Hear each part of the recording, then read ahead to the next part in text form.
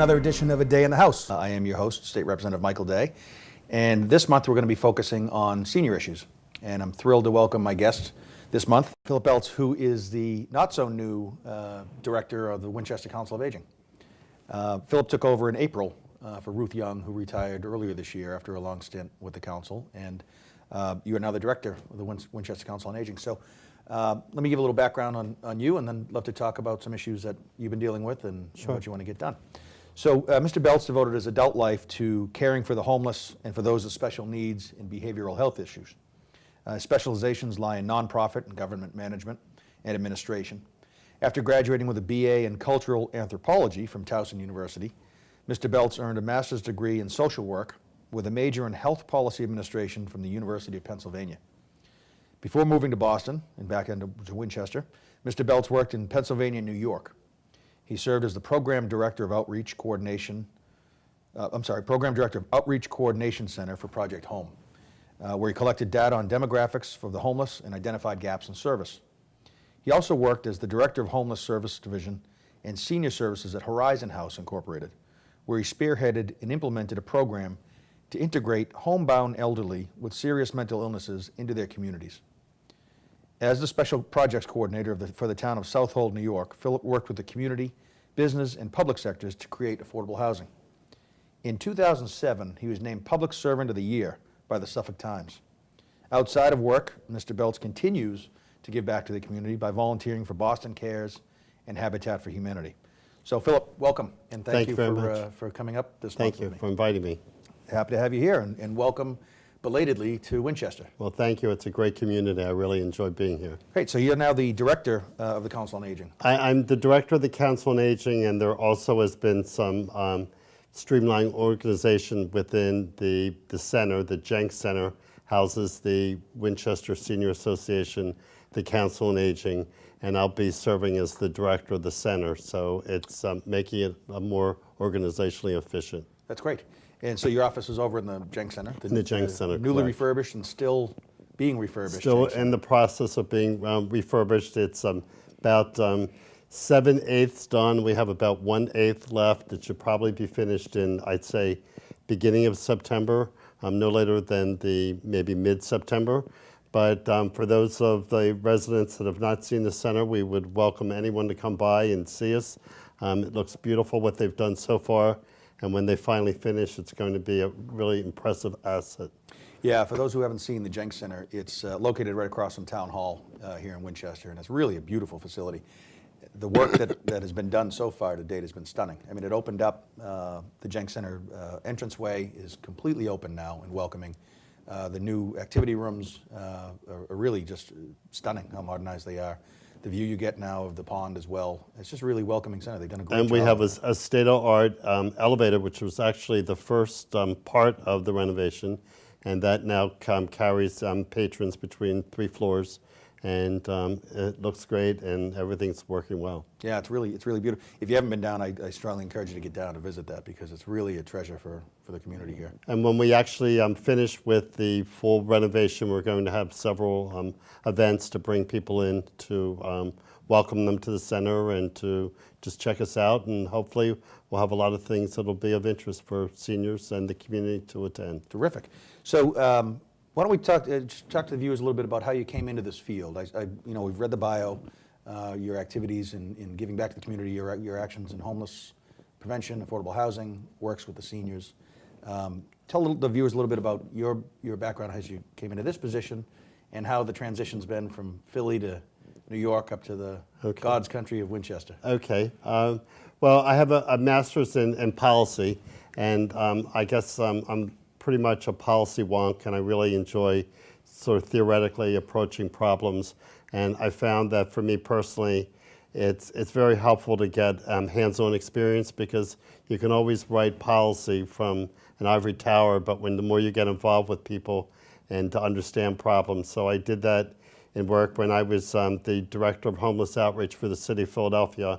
I was very frequently, you would find me on the streets, working with people on the street, working with staff. I feel it's very important to work with frontline workers as well to find out issues.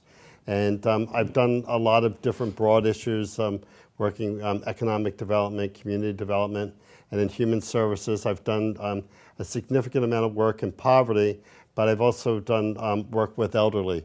And it seemed like in working with the elderly, I also seem to be able to weave together themes of other parts of my life in behavioral health, working with isolated elderly, and trying to deliver services. The best, I think, approach to working with any population is to integrate them within the community, but sometimes you have to deliver supports at home to get them to a point where then you can really get them out of the home.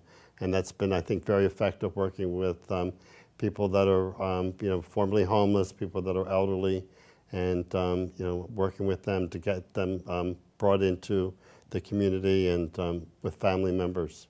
So with that in mind, with your background and kind of hands-on experience as well as the policy training you've got, what do you think really some of the more serious challenges are facing the seniors in this community? Obviously, when you think of Winchester and the surrounding towns, you don't really think of homelessness being Right. a major problem.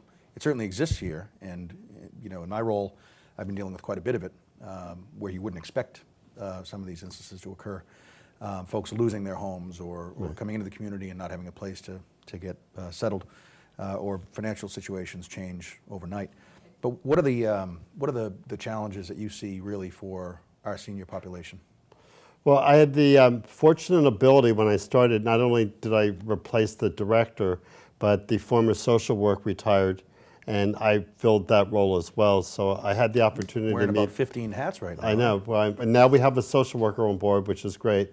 But I got to talk to a lot of seniors, and what I did find was, despite the perception that, and possibly reality, that Winchester is an affluent community, there are a lot of elderly that are struggling to stay in their home. So they're really, house rich and cash poor, and it's very difficult being on a limited income to be able to maintain themselves within the community.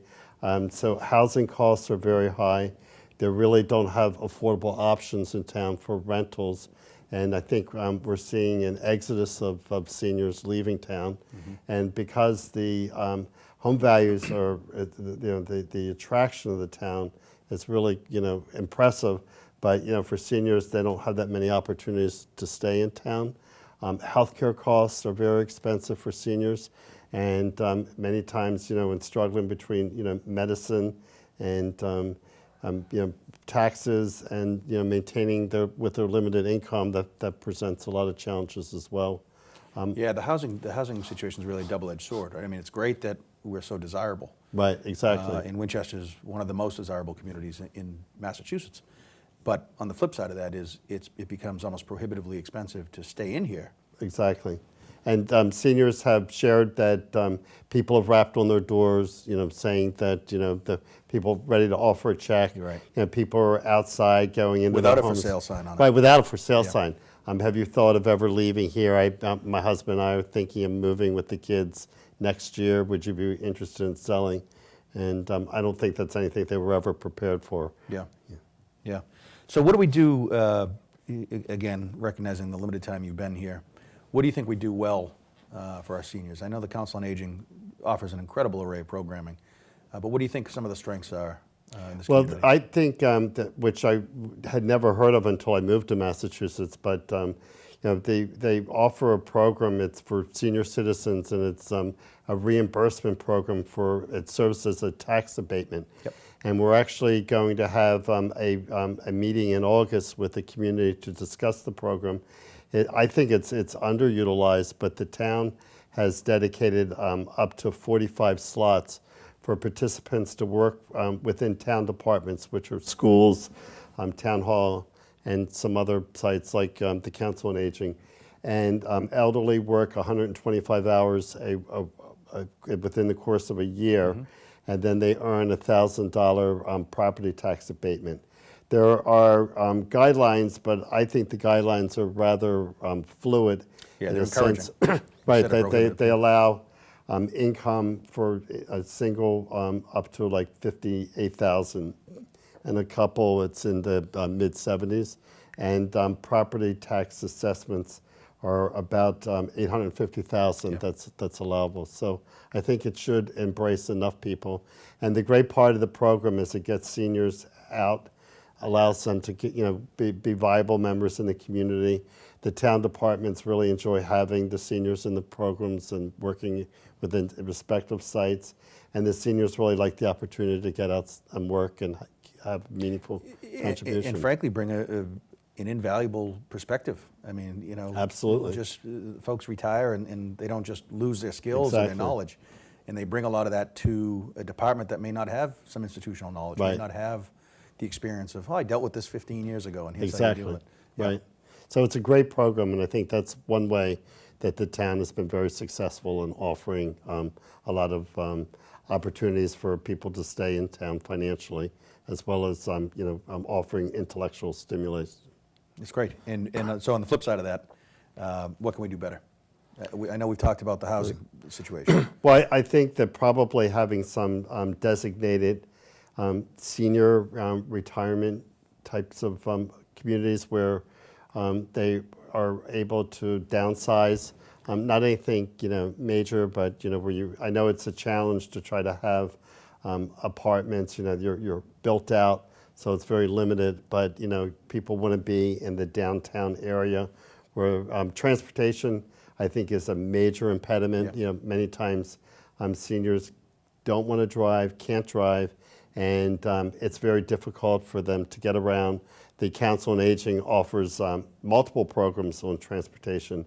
We have volunteer drivers that, with their own dime and their own vehicles, they will take seniors to medical appointments. We have a bus that we utilize through Mount Vernon House that will take seniors shopping. We also bring seniors to the center for an eating together program.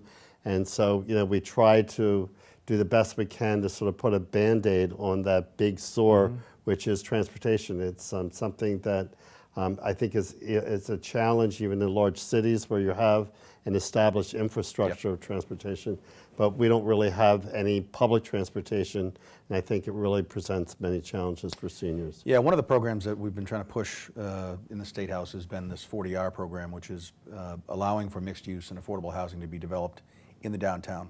And so Winchester's gone through the issues of zoning Right. and rezoning our downtown area to allow for that type of development. Hopefully that'll occur. It's downtown. It's allowing folks to live right in the heart of the community. You're right near the commuter rail station. It's really a prime spot, I think, for development of apartment housing. Right. Not increasing density so much as really smart development. Right, Of exactly. what we're doing here to alleviate some of those concerns you have, because Winchester's a very walkable and manageable downtown. It's a quintessential New It's England beautiful. downtown. Yeah. And that's walking distance to the Jenks To the Center Jenks. as well. Right, right. Although the transportation piece, I will say, it's a challenge for every community, but Winchester, I think, does very well by it. You've got the Mount Vernon, as you mentioned, the shuttle, the taxi, the vouchered taxi program here in town as well, that people should be able to utilize and know about. So, it's a struggle. It's a constant battle to try to make sure the transportation is coordinated and appropriate. But I think Winchester's, doing some good work. They in are, that area. absolutely. And we have a senior energy program which Yeah. provides rebates to seniors that are willing to have assessments done in their home, and they can upgrade appliances, they can get solar panels, and in the cooperation with the Winchester Cooperative Bank and Sustainable Cool Winchester, they now actually are offering double rebates, and the Council on Aging is sponsoring the program. And it's really, been met with, I think, a lot of reception in the community, but we actually have money that we could give away. So if anyone's interested in learning about the program, once again, it has some minor restrictions on, but I think they're very liberal restrictions as far as income. That's a fantastic program. It's one that we're trying to push out. Winchester's really the model. We're trying to push it out to the state. We've met with AARP, Massachusetts, and the Secretary of Housing and Economic Development as well about this, to try to take what we've done here, which, as you described accurately, the people come in and do an energy assessment in your home. This light bulb should be changed, or that boiler really needs to be updated. and you'll get the rebates, you'll get financial assistance to make those changes in your home, sometimes free of charge. And then what occurs is you're saving energy on your own, right? You're saving money because you've upgraded your home essentially, and you're chewing up less energy. So it's a conservation effort. The savings can be staggering because it's not like just an upfront savings, but throughout the course of 10, 15, 20 years, it's an enormous amount of savings. Yeah, it's a great program, like I said, and hopefully people are becoming more aware of it because, as you said, you've still got capacity in that program. And we actually just recently did a little seminar which will be airing on WinCam about the energy program. Oh, great. Hoping to attract more seniors to learn about the program. Great. So why don't we talk a little bit more about the programming that you offer down at the Jenks and through the Council of Aging? Well, we have professional services. We have a nurse. We have a social worker. So people can come in if they have questions about entitlements. They want to know about what insurance will cover. We have a counselor that comes in once a week from the SHINE program, which will allow seniors to learn about everything that there could be provided. Can you just explain what the SHINE program is for those who don't know? The SHINE program is it's offered through Minuteman, which is the Area Council on Aging, and they are aware of absolutely every single imaginable benefit that seniors would be eligible for. So counselors are there every week, and they will work through and with applications, follow up for anyone. The social worker can also help to that end. We offer, as I mentioned, an eating together program to really get people out of the house. We'll pick you up, no cost, take you home, come in for a very delicious meal for a couple hours. Yeah. And we also have a full menu of exercise classes, Tai Chi, lectures. We have Dance Fever, which the place is popping at like Friday at 4. You'll see, up to like 50 cars pull into the center. Yep. And it's, a great opportunity for people. It's for seniors. For seniors. I can't show up in my spandex to get You out. won't be able to show up. No, they won't let you in, Mike. And also, there are a lot of intellectual programs on art. We have a men's discussion group. We've done things with tax preparation. We have a financial counselor that's available. We have a nutritional counselor that also we receive funding through the Cummings Foundation. Yep. And we offer different menu of opportunities for people to learn about financial matters, health care, health maintenance, nutrition. Yeah, I mean, the programming is pretty staggering, the breadth of it and the variety of it. You had mentioned Minuteman Senior Services as well, Right. Which coordinates with you. Correct. But offers a huge array of services for seniors, free of charge in most Right. cases. They do. Right. You get Meals on Wheels, which will provide a meal for an individual at their home on a Delivered to daily the home, basis, right. and do a wellness check to make Right. sure that they're okay. And we have a health, it's a wellness clinic Yep. that we offer. Just the month of August, it's only once, but it's usually every other week. We have the Board of Health nurse, we have a nurse from the Council on Aging, and we have a volunteer nurse. So people come in, might be diabetes education, many times it's high blood pressure, and just educational clinics to work with people. Okay. And we've got some clinics coming up. You've got the Senior Tax Relief Program coming up. We have a senior tax relief program coming up, and we have a program with, it's also through the SHINE, where Medicare enrollment is coming up in October.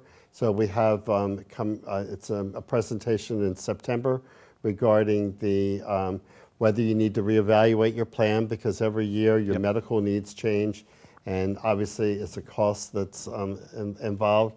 So we will have this presentation on learning about the new upcoming changes for enrollment for Medicare. Great.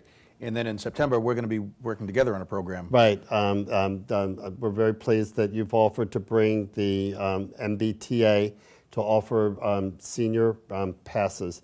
And my understanding, it was, I think the first week I started, several people were saying, can you get that program back?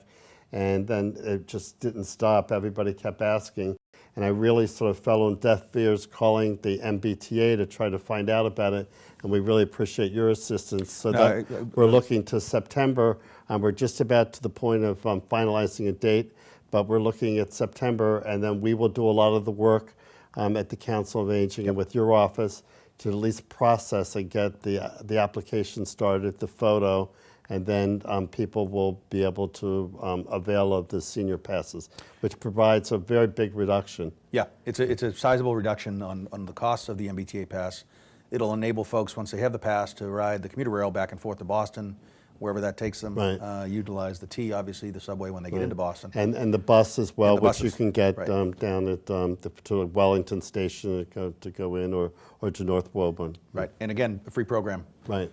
Coming in September. So we'll have more. We'll be pushing that out to the community, the actual date, once we get that Right, settled. exactly. It'll occur down at the Jenks Center. Correct. So we'll come into Winchester itself to get that done. Right.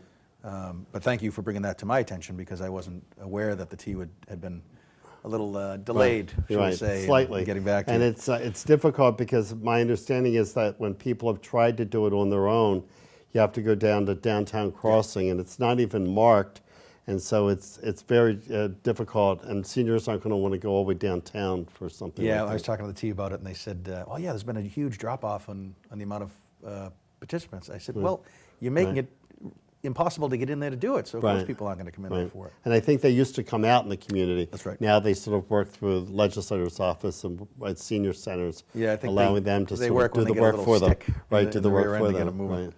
Right. This Saturday, this may air too late, but this Saturday you also run a blood drive. Blood drive, right. At the Jenks Center from 9 to 3? 9 to 3, correct. Yep.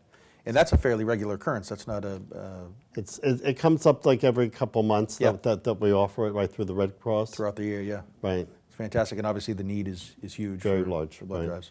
So encourage folks to that. And then just in general, I want to again say thank you and welcome the community, and give you the last word as a pitch for both the Council on Aging and the Jenks Center. Well, we hope that if you haven't seen the center, you come down and that you do see the new center. Let us know what you'd like us to do. We're going to plan a community needs assessment, a senior needs assessment, and we're always interested in knowing what people want us to consider for planning and doing, so we can reach a broad cross-section of the community. And come in, see me. I'd be happy to give you a tour personally. And we can't get enough people to come down and just keep us at full capacity. Great. Thank you. Well, Phillip, thanks very much. Thank you very much. Great to Thank have you for inviting me. Absolutely. Thank you. Thanks. The average life expectancy in the United States when I was born in 1973 was 71 years of age. Now it is approaching 82. We are, by all accounts, living longer, healthier lives. At the same time, we're having smaller families. I'm one of 7 children in my family, and my father was one of 8 in his family. Those numbers are not only rare nowadays, people are genuinely surprised when they hear about families with more than 3 children. Seniors, those among us aged 65 and over, currently account for approximately 15% of the population here in Massachusetts, but that percentage is expected to grow to almost 22% of our population in the next 20 years. Given the trends of longer lives and smaller families that show no signs of slowing, we are a graying society. This, of course, brings added challenges to our communities as healthcare, living, and other costs for seniors rise, while the numbers of people in our workforce begins to retract. Looked at from a simple math perspective, we will have fewer people paying taxes and more people using government services. Therefore, we must, as a society, decide what role government should play in this area. I believe we owe a massive debt to our seniors. I grew up in this area, and like all of you, I've realized tremendous benefits as a result of the works done before me by our senior population, from improved roadways to flood mitigation, from modern schools to youth sports, from annual town traditions to the very character of our individual neighborhoods. The generations that preceded mine literally built our community. One way we can honor the sacrifices made by our senior population is to continue the hard work they undertook of progress, of continually moving our society forward. We do this by continuing their work towards truly leveling the playing field for the coming generations, so that those following us have an equal shot at improving themselves and our country, irrespective of whether they were born into poverty or wealth. Another way we can begin to repay our senior population is by ensuring that they can enjoy the fruits of their labor in their later years. They built our communities, and they should not be forced out of them because of skyrocketing housing costs or ever-climbing taxes and fees or unexpected cuts. Pensions are not in the cards for most people in my generation. I won't have one. I've worked my entire life in the professional sector, and I've contributed to my 401k retirement plan throughout that. But many who came before me do rely on the pensions promised by their employer. These men and women struck a deal, often accepting lower wages during their work days in exchange for financial security in their later years.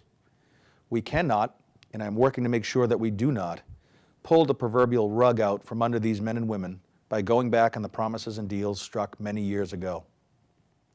I'm also working with my colleagues in the State House in an effort to dramatically increase services to our seniors that will enable them to stay in our communities. Too often, people hear affordable housing and think of a crime-ridden 1970s-style ghetto. That is not affordable housing, and I encourage all of you to challenge those opposing affordable housing based on that image. Affordable housing comes in many shapes and forms that may not occur to you. It is the stock managed by our housing authorities. It is rental assistance. It is nursing home allowances to individuals. It is even the provision of personal care attendants that allow individuals to stay in their homes instead of moving to formal assisted living.